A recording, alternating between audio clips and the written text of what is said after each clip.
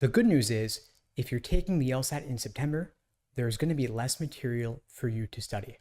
Today, I'm going to share with you what I would personally do if I wanted to score a 175 on the September 2024 LSAT or beyond. For those who don't know me, my name is Steve Schwartz.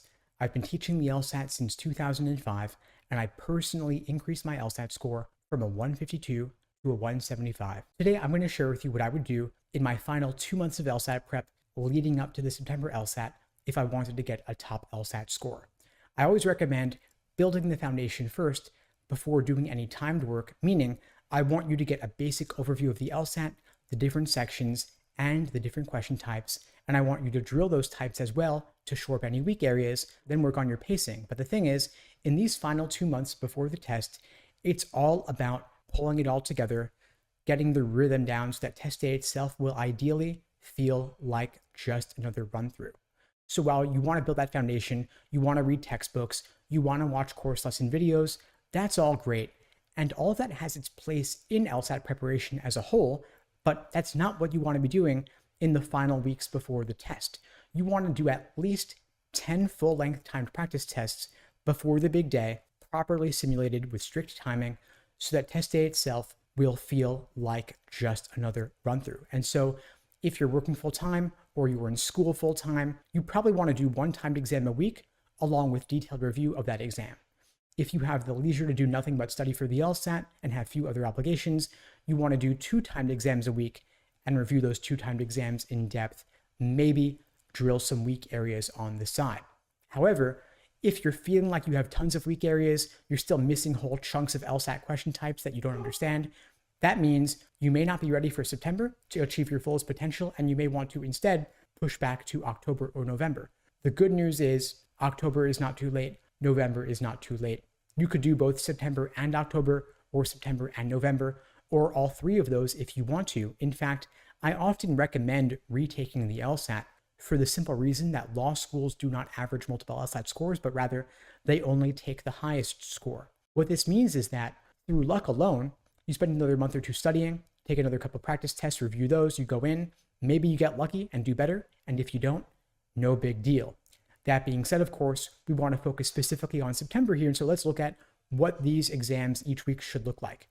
You're taking them strictly timed, 2 sections back-to-back with no break, then a 10-minute break, then 2 more sections back-to-back, and that's the test. That means you are not pausing the clock to go to the bathroom, get a snack, check your phone, talk to your friend, check social media, none of that.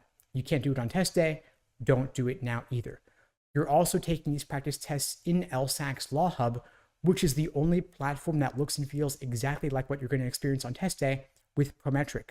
Private prep company platforms are not even allowed to look like Law Hub or look like what Prometric is going to be. And so you want to get used to the exact format of the test. Surprise, surprise. The highlighting and underlining tools on Law Hub and on Prometric actually don't work that well. And so if you're using some private prep company's platform, it may actually work better on your practice tests than it does on the big day. And as a result, you would be in for a rude awakening, a big surprise when you found that it wasn't working well on test day. And so you want to be ready for that now. No surprises the day of the test. Now, what else are you doing in the lead up to the test? You're pumping yourself up, you're motivating yourself, you're watching videos like 40 inspirational speeches in 2 minutes on YouTube, you're watching Legally Blonde, you're watching Suits, you're surrounding yourself with positivity. That means you're cutting out the toxic people in your life, you're cutting out the naysayers, the people who don't believe in you, you're casting them aside, you're narrowing down, you're focusing, you're putting your phone on airplane mode if you need to, you're quitting social media if you need to, you are heads down focused. This is the #1 priority in your life, and you're doing whatever you can to make it happen. You're investing yourself fully in this because you don't want to push it back day after day, month after month. You don't want to keep pushing back the LSAT month after month, year after year. You want to knock it out once and for all, go on to law school, and become the successful attorney you know that you were always meant to be. September is a great time to take the LSAT. You can get your scores back September 25th, apply to law school the same month that applications open, early in the cycle when the odds of getting in are the highest and the most scholarship money is available. Yes, you could do October, you could do November, but if you're carving out the time now to make it happen, you're blocking it off in the calendar, you're maximizing the odds that it will happen. Now at LSAT Unplugged, we're here to help you. We have a variety of ways we could support you: live online classes via Zoom, on-demand video courses, small group coaching, one-on-one coaching, We're glad to help you out on your journey to achieving a top LSAT score. You could check out the links below the video to find out more and to book a call with me, my team. We'd be glad to help you out. Now, of course, aside from taking these exams, you want to make sure that you're reviewing in depth, looking systematically at every single mistake you're making and why, so that you can course correct for the future. That means you are looking at, in logical reasoning, the argument, the question stem, and the answer choices, looking for patterns in the mistakes that you're making so that you can avoid making them again. I have a framework for this called the Socratic review method, where you're asking yourself a series of guiding questions to figure out what led you astray, what put you on the wrong path, which tricks and traps are you personally uniquely prone to falling for.